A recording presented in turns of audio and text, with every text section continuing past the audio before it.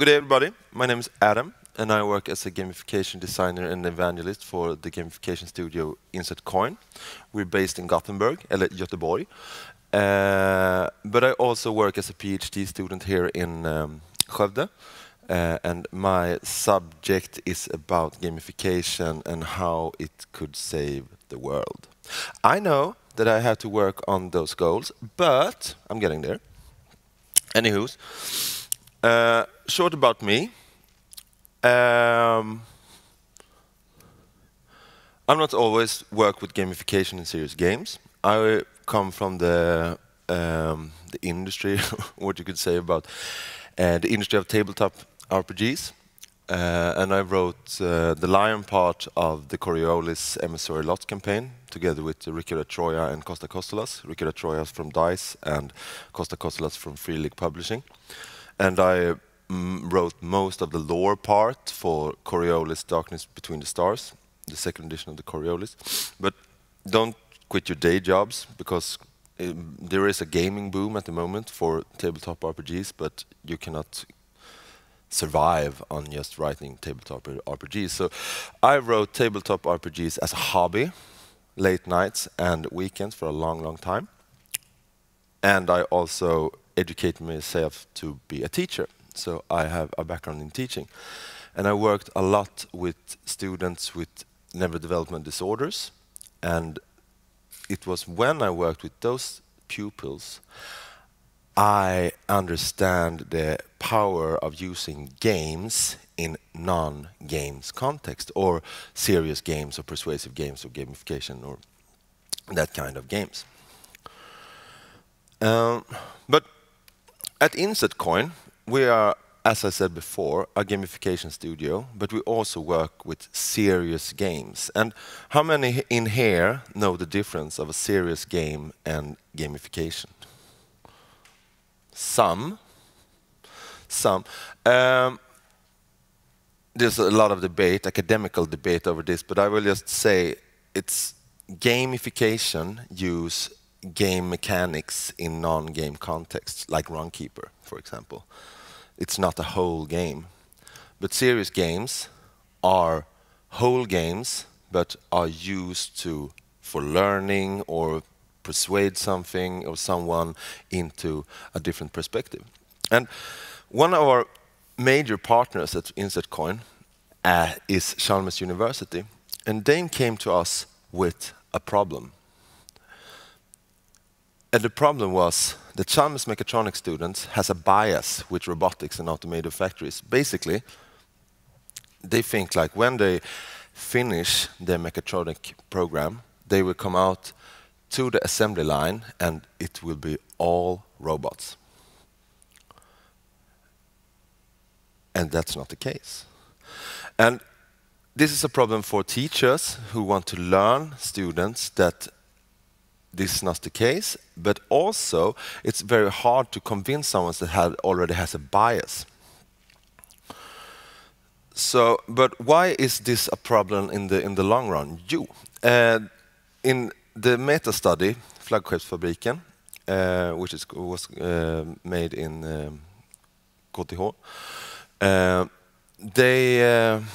one of the results is that the continuous development of competence is important, both efficiency, innovation, and renewal. And for the Swedish industry to survive, Scania puts it, one of the reasons to continue to have production in Sweden is well-trained, experienced staff and world-class expertise in development and production. And this is a problem if you have all automated assembly lines, because you don't have this well-trained work staff anymore. You just exchange the work staff to robots, and robots don't have learning skills for the time being. So this is the major problem, is that the mechatronics students come to Chalmers and they want to make assembly lines with all automated robots. But the industry don't want that to happen. See the difference here? See the problem? So Chalmers came to us, and when you're talking with people with a bias, it's quite hard to work around that. So they were thinking, can we use a game to combat this bias with students? And they thought that academia and games could be the new eureka, but after some workshop together with InsetCoin, we started to ask the question, how is this going to be the eureka moment for education and academia? Because I have been working with a lot of different kind of serious games before, and I haven't really seen this eureka everybody is talking about, but we boiled it down to one thing, and a serious game must have a clear goal. And what was the goal of the game? For the teachers at Chalmers University, the aim of the game was to go from level 1, the students should go from level 1, remember, to at least level 3, apply in Bloom's taxonomy for learning within the learning objectives related to automation strategies and ethics regarding automation. And do you have any teachers in here? Great. Remembering is one of the easiest things in schools. You can probably, with some luck, you will remember some of this speech, not whole of it, but some of the speech. But to get you to understand it, or to get you to apply it in your everyday life, that's the hard part, right? A lot of students, it doesn't matter if it's students in high schools or university, they're studying for the test. That's the remembering part. But you, as a teacher, you want the students to understand and apply the knowledge in their everyday work situation. Otherwise, it's meaningless for you to teach something, right?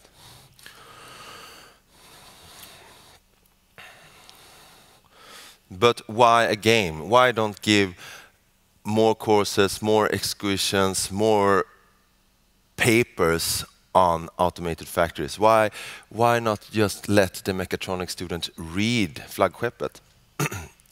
Because there's a problem with papers. They're not rhetorical. Not as much as games. Games can be very persuasive, very rhetorical, and make people to change their minds, change their mindsets. And this is where we are in the borders between serious games and persuasive games. So that was one of the features that they wanted. They wanted the game to be rhetorical. But also, the serious games can be defined as experimental and give players emotional freedom. And this is very important as well, because you don't want students running around when they're done with the mechatronic courses, go into the assembly line in the real world and starting to test robots, test different kinds of security breaches and so on and so forth. Within a game or within a simulation, this is possible. So the game should be give the player freedom, but also have quite good lines for a rhetorical debate why we don't, why they should not just make automated factories. And I just added this slide. It's not just because I like the Joker, because I've been hearing a lot of this in this conference, the problem of using the word serious games, because a lot of people out there believe or thinks that serious games has to be boring. But that's not the case.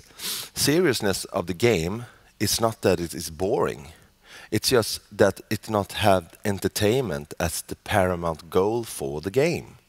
So a game can be serious at in the same time entertaining. And games, as we talked about before, has a rhetorical drive that games communicate differently from other media. They not only deliver message but also simulate experience. SOAR game influences players to take action through gameplay. Okay, if we can agree that a serious game for changing the Chalmers students' bias could be a good game, why a mobile game?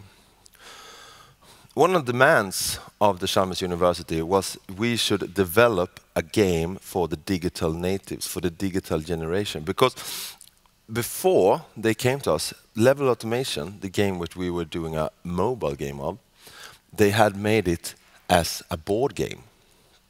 And it was quite effective, but they started to see that the players or the students had lost their motivation and engagement over the years playing the board game. And one of the reasons for this was they saw an increasing use of mobiles in the Chalmers University, and the students as well asked for more mobile learning through mobiles, telephones. You can learn on the bus, you can learn in the sofa, you can learn when you're standing in the queue for McDonald's or Max or whatever. So it's been an increasingly demand on mobile apps from the students.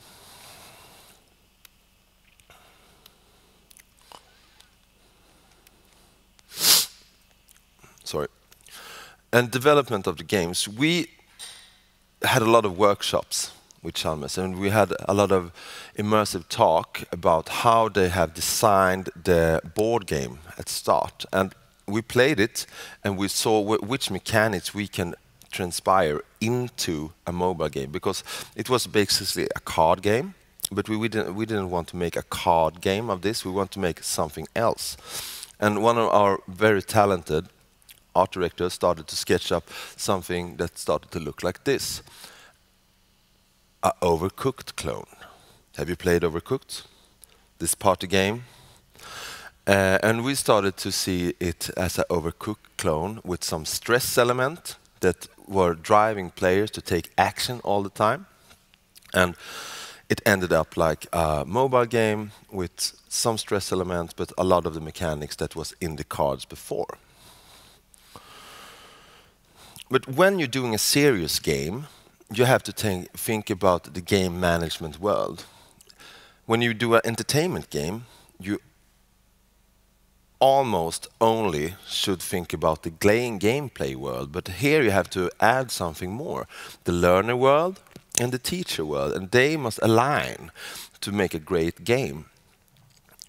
And for the teacher perspective, we had the demand from them, and they told us that they wanted the students to go from remembering to applying the knowledge in exams or essays.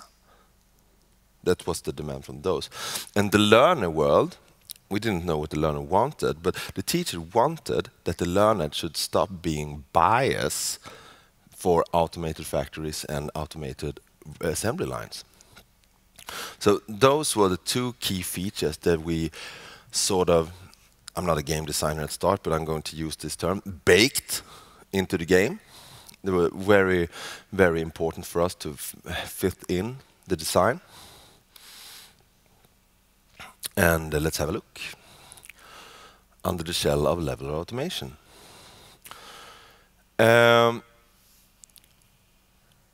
This is a mock-up from the Level of Automation, and we soon realized that if we wanted to make a stress game, at the same time a learning game, we have to focus on one thing.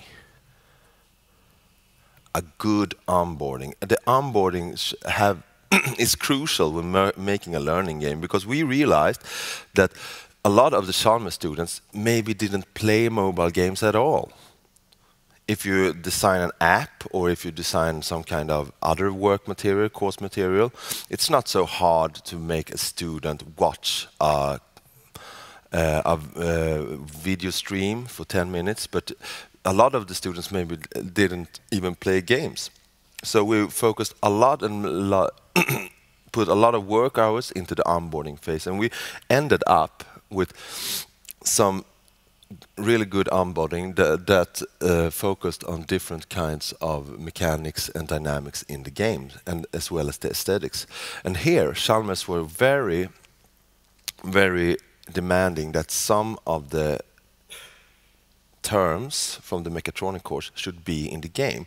So one of our game designers really had to look into the mechatronic courses and get the whole of it, because we're not mechatronics, we're interaction designers, right?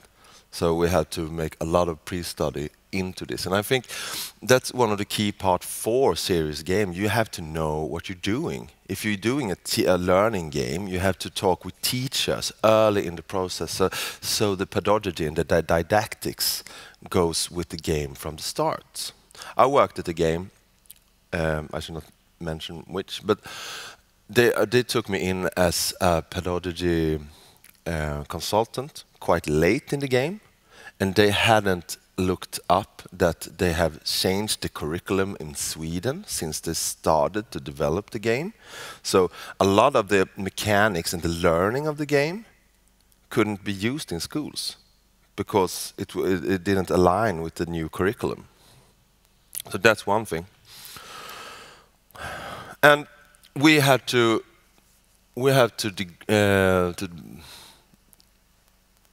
lower the features at first and start with with very easy levels, but at the same time they should be compelling for those who have experience in playing games.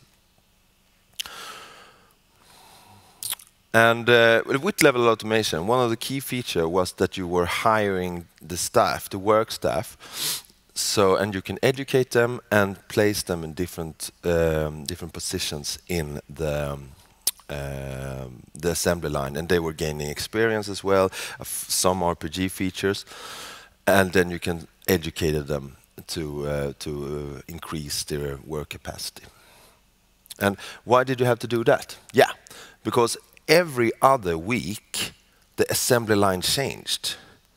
They had new products coming in, and here is the learning part of the game, because when the production line change, it's very good to have a competent, well-educated workforce that can tackle the new problems. And as you can see, I forgot my laser pointer at the hotel, but as you can see, you don't know what's coming up next week. So if you have a well-trained workforce, they are more effective to readapting to the new product. A robot cannot do this.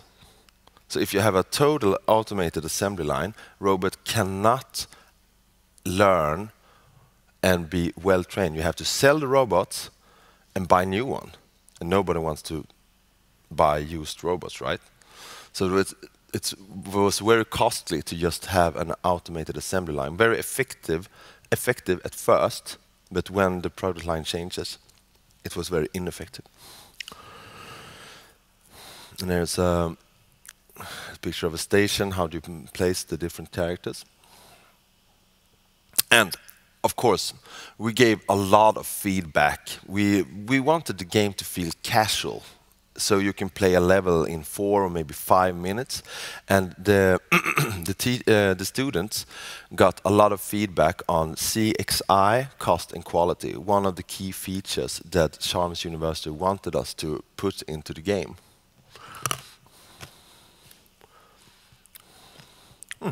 And I prepared a little video for you. Hope it works. No sound?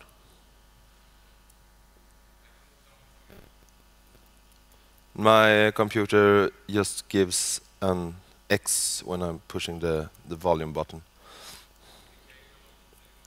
Yeah, but I can imitate the sound if you want to.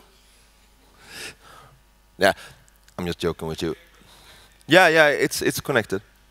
Oh. Evangelists don't do this technical. Yeah.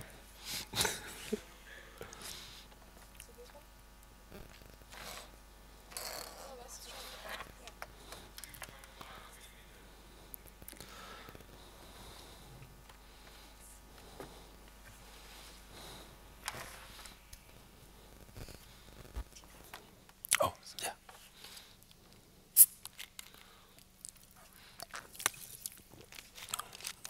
Yeah. We will do this one more time.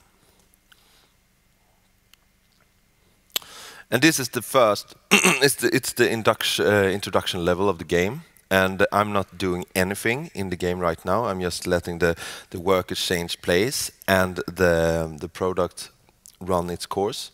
So that's, yeah, you will.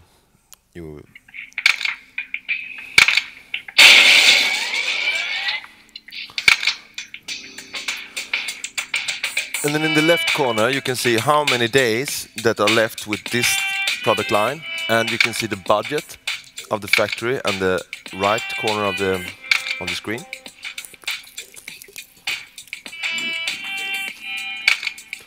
And you can see in the middle of the screen, you can see the CXI for the workforce.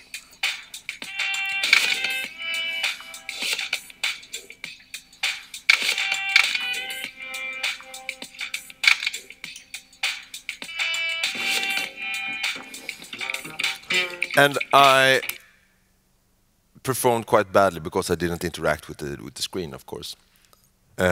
So this was how the basic game worked, and you had to recruit and train different different workers, and then you can see where you can put in robots in the assembly line.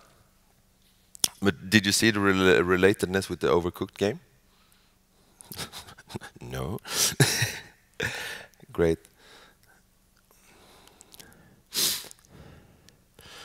Oh, sorry. Yeah, and the Chalmers and the evaluation of the game. The game has been used in 4 different courses and a doctoral course within the course's moment of levels of automation strategies. And the results from the user survey, Chalmers asked the students 2 questions. Would you say that this game is or could serve as a relevant part of getting understanding to understand what automation is about?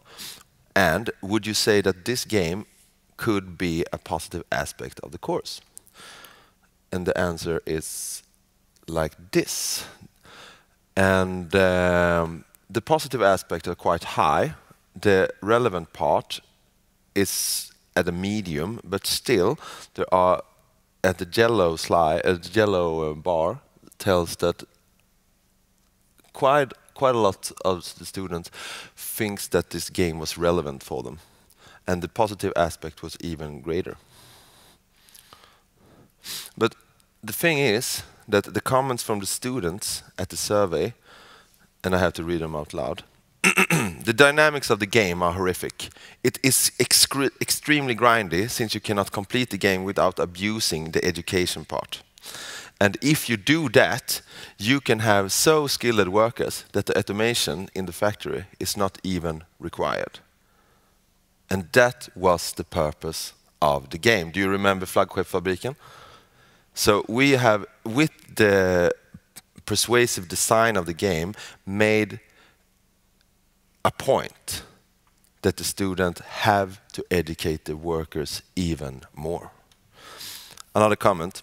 The training part in level of automation leads to a weird situation where the best tool is the tool with the highest level of automation per cost. It's almost always better to educate your workers than hiring a new one to increase productivity. Also one of the key features of the meta study Flaggskeppsfabriken. But do you remember the teacher's perspective? The goal of the game, the eureka moment for education and academia and games. Did level of automation make the students applying their knowledge in their essay and courses instead of just remembering it for the exams? And the answer is yes, they did. Looking for the Bloom taxonomy of learning, we saw, and I talked with Dr. Berglund last week, and she was saying that she more and more says that students starting to analyzing what they're learning from the game in their real courses, in their live courses. And before they were starting to use level automation in their coursework, it took the students to around semester 3 to get rid of their bias of automated factories.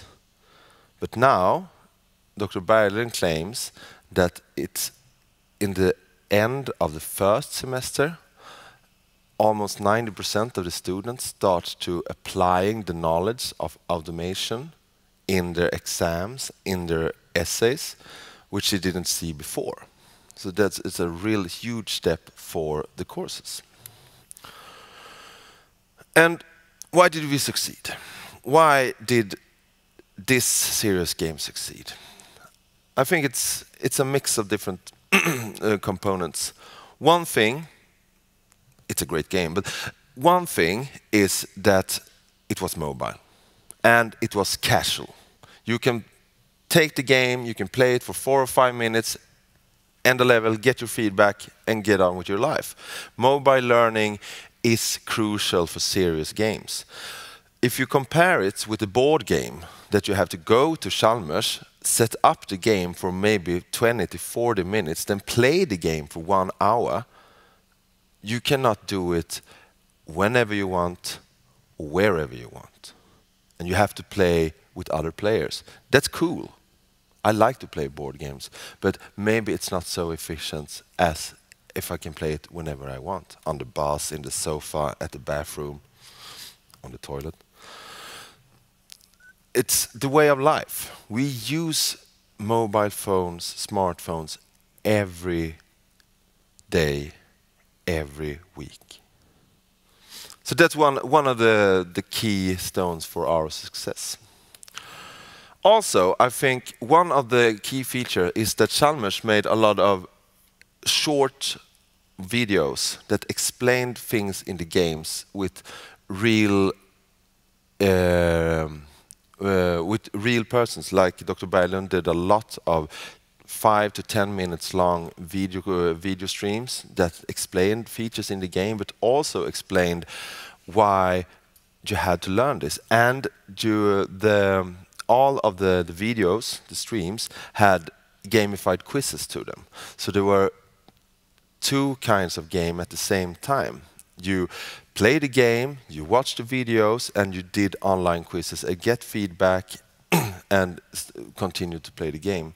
So I think blended learning and serious games are the key feature for level automation success.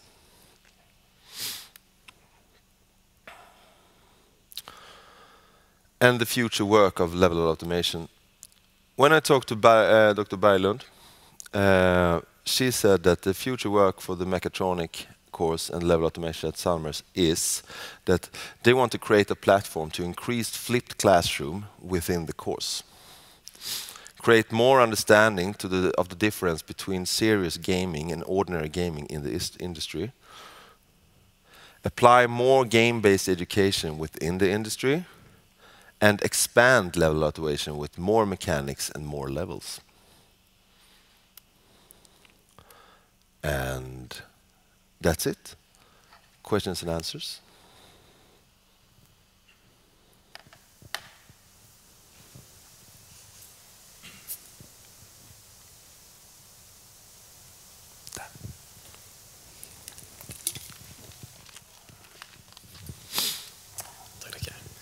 You talked about that you had a designer that had to look into the subject matter of the course. Can you say the first part again? I missed it. You said that you had a designer of some sort that looked into the subject matter of the course, so they could, get the knowledge they needed. Was that a tricky process, or was there a way to make it more effective? That's a good question. The designer who looked into it had some related courses because he was from Chalmers as well. So he had a pre-understanding for what should be taught and what was important in these kinds of courses. Me from the fields of the humanities should have real trouble to grasp what to use from the coursework. So I think it's crucial to have someone that have an understanding for what you're trying to learn with the serious game and what you're trying to do with the serious game. Did I answer your question? Oh, yes. Yeah.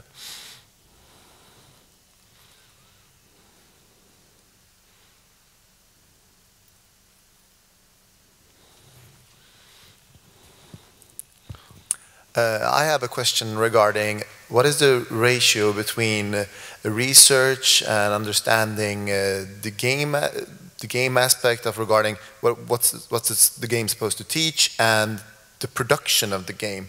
Is there a difference between creating a serious game rather than a regular game regarding how much research and thought you have to put into the design before you actually start producing, or is it approximately the same? According to your opinion? That's a really good question. I think that because I'm not from the game industry, I'm just wrote a lot of tabletop games, but they were about religion in space. So, and I'm a teacher of in religion. So that was not. I had so much knowledge of the topic, so I could just apply it in a space opera theme. But when you do a serious game, as I told you before, I think that you have to do a lot of research. But I think also you have to look into not only the subject you are going to learn with the series, to apply with serious game. You have to look which game dynamics that works with the content. In this case, we looked a lot into the small area of persuasive games. That is quite big at Rotterdam University, I think. And the coursework they used there. One of my favorite persuasive game is Cotton Picking Life. Have you played it? Yeah, do it. It's horrible. But you get the picture how it's a simulation that you pick cotton, basically, and you cannot win. And if you don't pick it fast enough, they're going to hit you. And if you don't pick fast enough, they hit you again. So, yeah. And Levi's don't like that game. Yeah. So.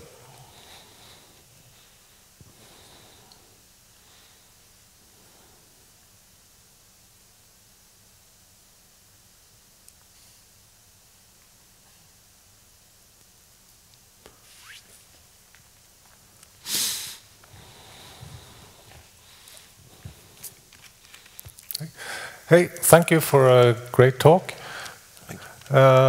From your perspective, what do you find to be right now the main challenges to address in gamification or in gamification research?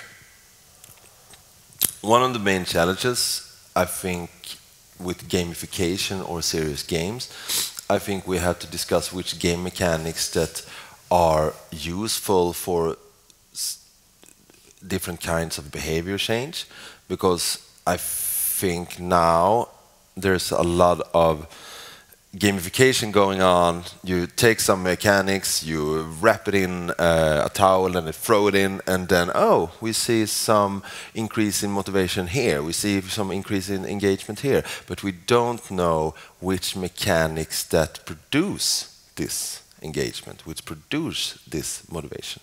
And I think that's the problem with gamification, because right now it's quite a blunt instrument. They just take the mechanics they like and just throw it into whatever they're throwing it into. Yeah, so you mentioned motivation as, I guess, then the main target of gamification. But do you see any other benefits coming from gamification apart from motivation? Yeah. I think motivation is one of the key features for gamification, but I can also see different kinds of lifestyle changes, but it's aligned with the motivation part. For example, if we go into exercise more, eat healthier, do environmental work, we have to be motivated, right? We know that we have to do, we know that we have to do something about the environment. But it's much easier not. It's much easier to take the car. But we have this behavior change. I think it's one of the the most important things that gamification can help with. And if you look beyond gamification, talk about serious games and persuasive games, the small field of persuasive games, I think it's going to boom, because persuasive games it's about changing someone's bias or someone's opinion, and as well as gamification, it's a double-edged sword, right? You can use it to change a bias that is not effective for the assembly line, but you can also use it in politics, for example.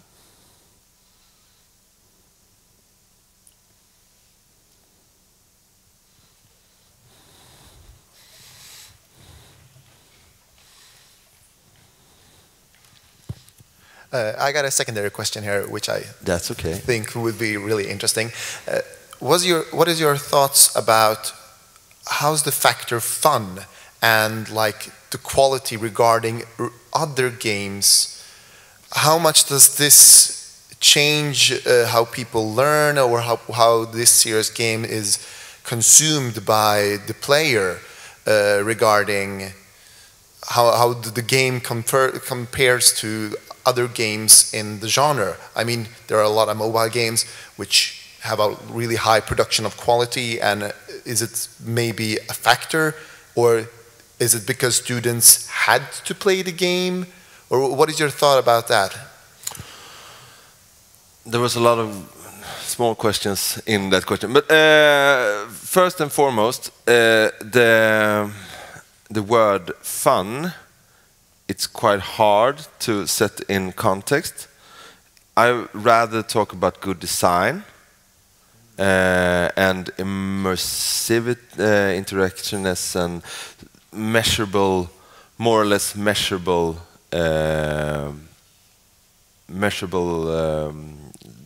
that you can put metrics on. Because fun, what's fun for you, maybe isn't fun for me. But if you look at and there's in learning, we talk about UDL at the moment. It's a lot of talk in schools about UDL, Universal Design for Learning, that there's have some kind of baseline. What is good design for learning? Then maybe you want to do something that I'm not interested about, then you should do it. So if you look at universal design for learning in games, maybe you should make more games that are sandboxed but still have clear goals and purposes. For level automation, the purpose was to learn about the factory floor, but we gave the players agency to play around in the factory, to put the robots where they wanted to, put the workers where they wanted to. They had a broad variety of different workers they could hire. So, and they can also customize them in some way. So freedom within the space, the learning space, I think that is one of the key features for good serious games, and good gamification or persuasive games.